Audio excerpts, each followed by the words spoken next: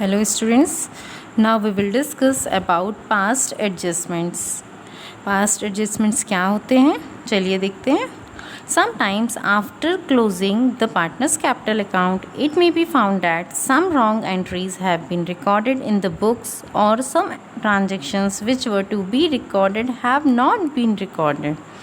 Means partners capital account बनाने के बाद कभी कभी हमें ये पता चलता है कि हमने बुक्स में कुछ ट्रांजैक्शंस तो रिकॉर्ड ही नहीं करे और कुछ ट्रांजैक्शंस जो रिकॉर्ड हुए हैं वो गलत रिकॉर्ड हो गए हैं. अंडर सच सिचुएशन, इस सिचुएशन में हम अकाउंटिंग रिकॉर्ड्स में चेंजेस करने के बजाय क्या करते हैं कि ऐसी एरर्स को रेक्टिफाई करने के लिए एक एडजस्टमेंट एंट्री पास कर देते हैं. इसे ही एडजस्टमेंट एंट्री बोला जाता है. मीन्स गलत एंट्रियों को सुधारने के लिए जो एंट्रियां बनाई जाती हैं उनके इफ़ेक्ट को कम करने के लिए ऐसी एंट्रीज़ को एडजस्टमेंट एंट्रीज़ बोला जाता है. दीज एरर्स और मिसिंग एंट्रीज़ में भी as follows.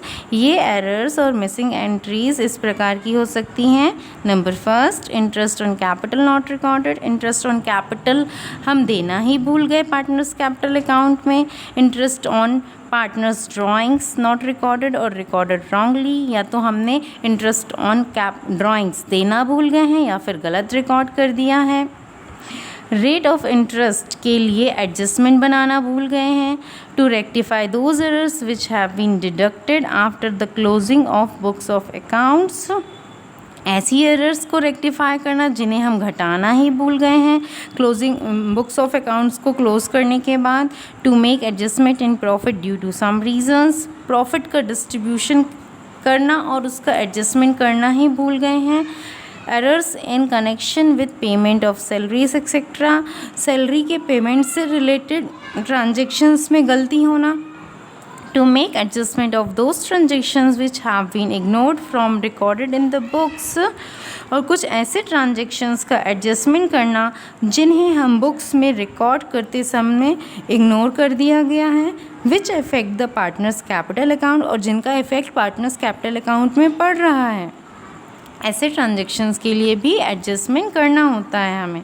Above errors may be rectified by making adjustment entries in the journal and after this amended profit and loss account should be prepared. ऐसी errors को rectify करने के लिए journal में एक एडजस्टमेंट एंट्री बनाई जाती है और इसके बाद प्रॉफिट एंड लॉस अकाउंट बनाना ज़रूरी होता है. Partners capital account should also be rectified by making necessary adjustments. Partners capital accounts को भी नेसेसरी एडजस्टमेंट करके रेक्टिफाई करना ज़रूरी होता है. जर्नली कैपिटल अकाउंट को या तो डेबिट किया जाता है या क्रेडिट किया जाता है ऐसे ट्रांजेक्शन्स के अमाउंट से. बट डेबिट और credit amount of capital account are generally different. लेकिन ये डेबिट और क्रेडिट के अमाउंट भी कैपिटल अकाउंट के अंदर अलग अलग हो सकते हैं. इस प्रकार की एरर्स को कैपिटल अकाउंट में रेक्टिफाई करने के 2 वेजेस हो सकते हैं, 2 तरीके हो सकते हैं. फर्स्टली रॉन्ग अमाउंट को या तो डेबिट किया जाए या क्रेडिट किया जाए. आफ्टर डैट करेक्ट अमाउंट को डेबिट किया जाए या फिर क्रेडिट किया जाए as per requirement. In the same manner journal entry should be made. और इसी मैनर में हमें जर्नल एंट्री बनानी होगी.